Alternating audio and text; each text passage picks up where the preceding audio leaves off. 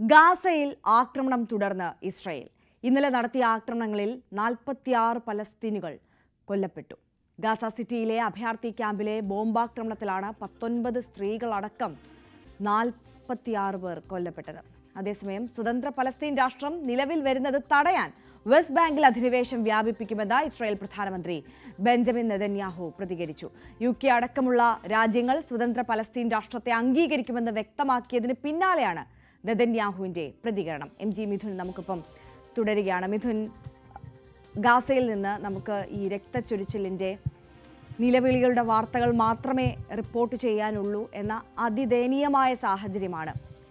നിലവിൽ ആക്രമണം ഓരോ ദിവസം കഴിയുന്തോറും കൂടുതൽ കടുപ്പിക്കുകയാണ് ഇസ്രായേൽ, അല്ലെ? ഇപ്പോൾ ഗാസ പൂർണ്ണമായും പിടിച്ചടക്കി, അതിനപ്പുറം ഇനി വെസ്റ്റ് ബാങ്കിലേക്ക് കൂടി ഈ ആക്രമണം വ്യാപിപ്പിച്ചുകൊണ്ട് വെസ്റ്റ് ബാങ്കിന്റെ പൂർണ്ണ അധീനത കൈവരുത്തുകയാണ് ഇസ്രായേലിന്റെ ലക്ഷ്യം. സ്വതന്ത്ര പലസ്തീൻ എന്ന ഒരു സ്വപ്നം അതിന് വേണ്ട എന്നുള്ളത് ഇസ്രായേൽ പ്രധാനമന്ത്രി വ്യക്തമാക്കുകയും ചെയ്യുന്നു.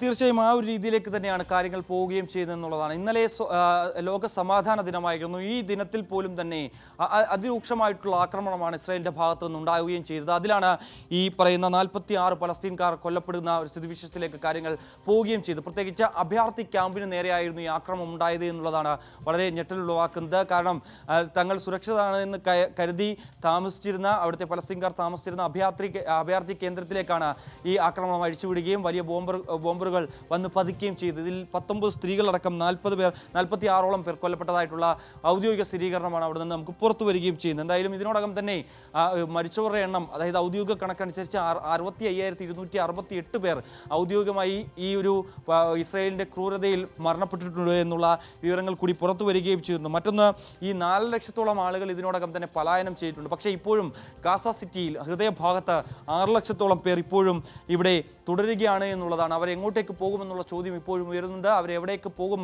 എന്നുള്ള കാര്യത്തിൽ ഇപ്പോഴും ഒരു വ്യക്തതയില്ല എന്നുള്ളതാണ്. കാരണം ഒരു മനുഷ്യനെ പോലും അവിടെ താമസിപ്പിക്കാൻ ഇസ്രായേൽ ആഗ്രഹിക്കുന്നില്ല എന്നതാണ് ആ വ്യക്തമായ സൂചന നൽകുന്നതാണ് കഴിഞ്ഞ ദിവസങ്ങളിലുണ്ടാകുന്ന, കഴിഞ്ഞ ഒരാഴ്ചയായിട്ട് നടത്തുന്ന ആക്രമണങ്ങളുടെ നമുക്ക് മനസ്സിലാക്കുകയും ചെയ്യുന്നത് എന്നുള്ളതാണ്. മറ്റൊന്ന്, ഈ ഒട്ടേറെ യൂറോപ്യൻ രാജ്യങ്ങൾ ഇപ്പോൾ US-ന്റെ മുഖ്യ സഖ്യകക്ഷികളടക്കം ഈ പലസ്തീനെ ഒരു ഔദ്യോഗിക രാഷ്ട്രപതി, പലസ്തീനെ ഒരു സ്വതന്ത്ര രാഷ്ട്രപതി അംഗീകരിച്ചുകൊണ്ട് രംഗത്തുനിന്ന സ്ഥിതിവിശേഷം UK അടക്കമുള്ള രാജ്യങ്ങൾ ഇന്നലെ ഒരു പ്രഖ്യാപനം നടത്തുന്നത് നമ്മൾ കാണുകയും ചെയ്തതാണ്. അതായത് ഈ സ്വതന്ത്ര പലസ്തീൻ എന്ന ആശയം, അല്ലെങ്കിൽ അതൊരിക്കലും അംഗീകരിക്കില്ല എന്ന നിലപാടിലാണ് ഇസ്രായേൽ പ്രധാനമന്ത്രി ബെഞ്ചമിൻ നെതന്യാഹു ഉള്ളത്. അദ്ദേഹം അത് ആവർത്തിച്ചത് പ്രഖ്യാപിക്കുന്നത് നമ്മൾ പല കുറി കാണുകയും ചെയ്തതാണ്. നിങ്ങൾക്ക് ഞാൻ ഒരു ഉറപ്പ് നൽകാം, ഒരു തരത്തിലും ഈ രീതിയിലുള്ള ഒരു പ്രഖ്യാപനം ഉണ്ട് എങ്കിൽ പോലും തന്നെ പലസ്തീനെ ഒരു സ്വതന്ത്ര രാഷ്ട്രമായി ഒരിക്കലും അംഗീകരിക്കില്ല, അങ്ങനെ ഒരു രാജ്യം ഇനി ഉണ്ടാകില്ല എന്നുള്ള വാക്ക് ഞാൻ നിങ്ങൾക്ക് നൽകുന്നു എന്നുള്ളതാണ് വെസ്റ്റ് ബാങ്കിൽ നേരത്തെ കഴിഞ്ഞ ആഴ്ച അവിടുത്തെ ഒരു സ്വകാര്യ ചടങ്ങിൽ പങ്കെടുത്തുകൊണ്ട് ബെഞ്ചമിൻ നെതന്യാഹു പറയുകയും ചെയ്തത്.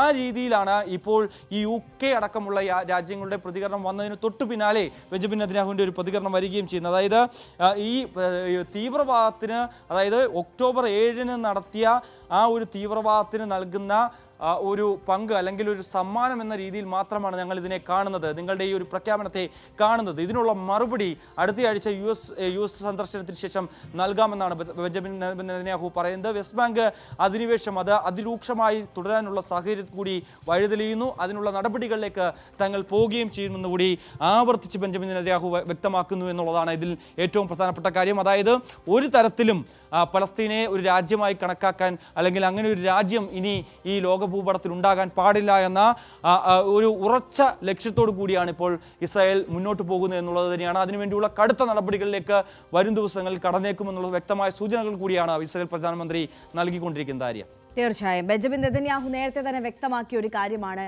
പലസ്തീന്റെ മാപ്പ് മാറ്റി വരയ്ക്കുക എന്നുള്ളതാണ് തൻ്റെ ലക്ഷ്യം എന്നുള്ളത്. ആ ലക്ഷ്യത്തിലേക്ക് അടുത്തുകൊണ്ടിരിക്കുകയാണ്. അപ്പോൾ പിടഞ്ഞു വീണ് മരിക്കുന്നത്, പട്ടിണി കൊണ്ട് മരിക്കുന്നത് സാധാരണക്കാരായ നിരപരാധികളായ അനേകം മനുഷ്യരാണ് എന്നുള്ളതാണ് സാഹചര്യം.